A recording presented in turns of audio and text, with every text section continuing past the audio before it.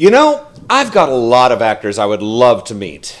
William Shatner, Harrison Ford, Will Wheaton, Jack Nicholson, Leonard Nimoy. Anyway, just to shake their hands, tell them how much I've enjoyed their films and so forth. And yeah, the idea of hanging out with one of them and having a beer or two sounds incredibly awesome. But if I could pick one guy I'd love to hang with for a weekend, play Cards Against Humanity, polish off a case of shitty brewskis, and possibly even get arrested with, it would be the star of tonight's film. Here's your Groovy Rant Show, folks.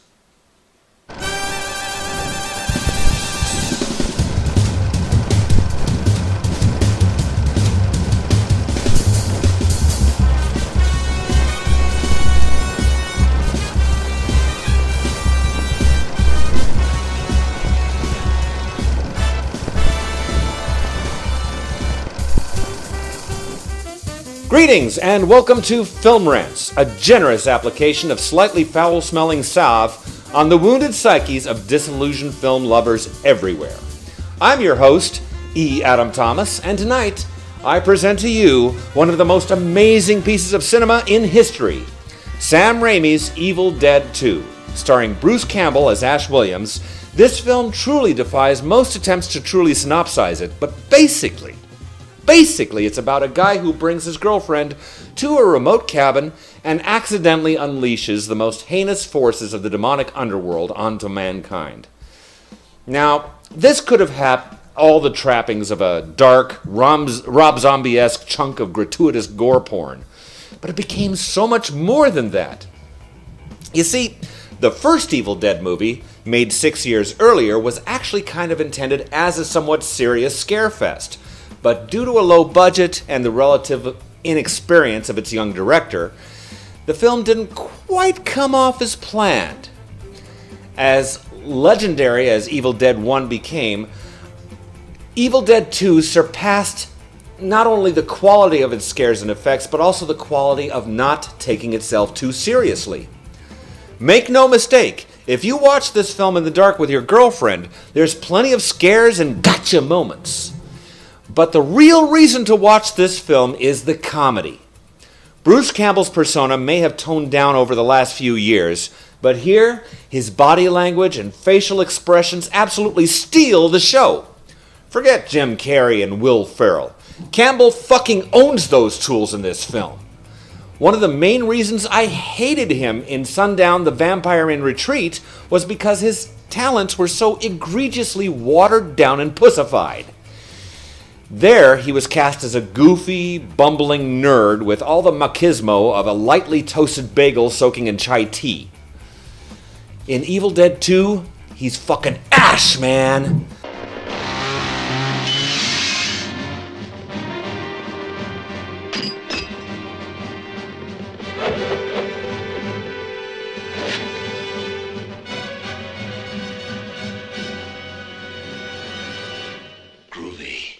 The guy cuts his own fucking hand off when it gets possessed by demons. Stop it. No. Then he chases it down with a fucking shotgun. You honestly think Jason Statham or Bruce Willis would actually have the balls to do that shit? And then 10 minutes later, share a belly laugh with a bookcase, a desk lamp, and a taxidermied deer head? Fuck no. They'd be pissing their Schwarzenegger underoos like frightened little blood-covered bunnies. Granted, they'd still be fairly badass frightened little blood-covered bunnies, but they'd still have to explain the urine stains. Now, I'm not going to sit here and blow deadite farts up your ass and call it the greatest movie ever made. I'm not a fucking idiot. From a technical aspect, this movie is a fucking mess and a half. Sort of like Scarlett Johansson at the Oscars a couple of weeks ago. Seriously, the chick's barely old enough to babysit my daughter and she looks older than me now. Anyway, yeah, a lot of the effects are pretty cheap looking, even for their own time, and some of the freaky ass shit Raimi was trying to do with the camera angles didn't quite work at times. It was sort of like he was saying, fuck film school, I'm an artist, bitch! Which is commendable, but a good artist knows enough to cut the shots that really suck out.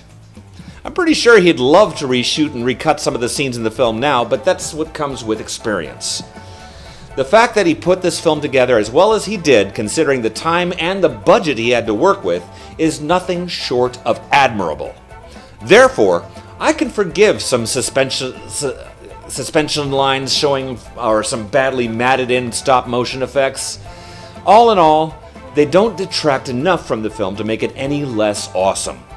And some of it actually ends up working up to the film's favor. So, you're probably sitting there thinking, well, shit, he really likes this one. What's there to rant about? How about all the fucking pieces of shit horror series and sequels that did take themselves too fucking seriously? Hostel, Saw, the fucking Texas Chainsaw Massacre reboots. I mean, seriously, you go and make a halfway decent piece of completely butt-fucking lunatic psychotic horror porn, and then you take a huge steaming dump on it by making a bunch of lame douchey sequels? Paranormal Activity was actually not too bad. It's the other 37 pieces of shit yawn fest that came after it that made it suck so badly.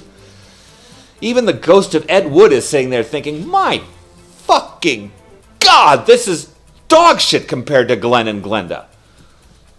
There needs to be a council of good horror fans and filmmakers who should get to say, okay, Hostel was a pretty good film.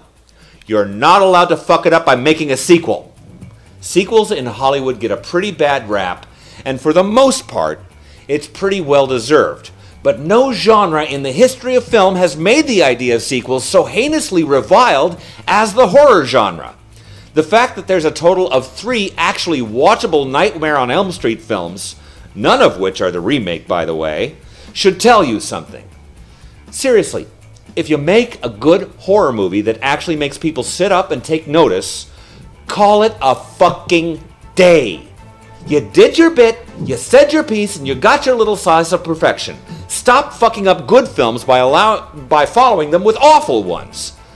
The beautiful thing about the original Evil Dead trilogy is that none of them were anything like the others.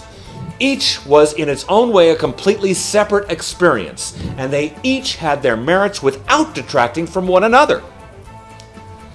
Looking at the rantometer for Evil Dead 2, I'll give Artistic a strong 4, because some of the shit Raimi came up with was straight out of the nightmares of a true artist.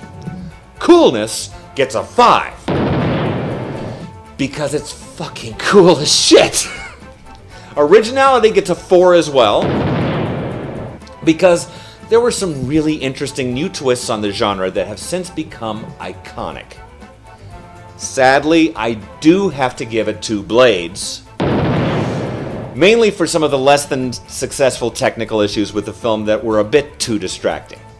That gives Evil Dead 2 a total score of 11.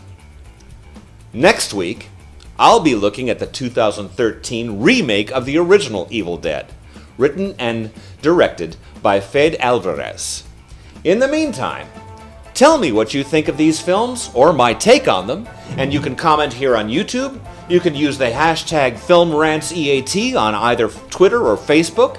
Hell, you can even send me some really nasty comments to my email at filmrantseat@cox.net. Like I give a fuck. I got things to do. I gotta head down to the cellar and carve myself a witch. Sweet dreams, Deadites.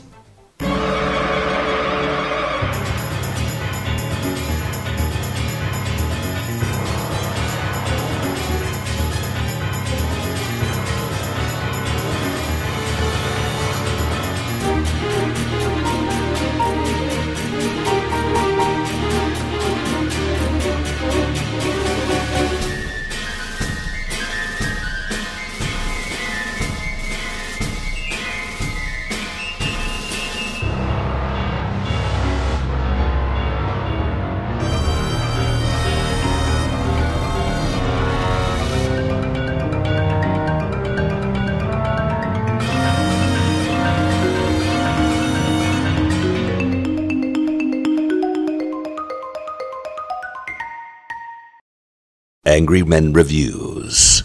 Many fucks said, no fucks given.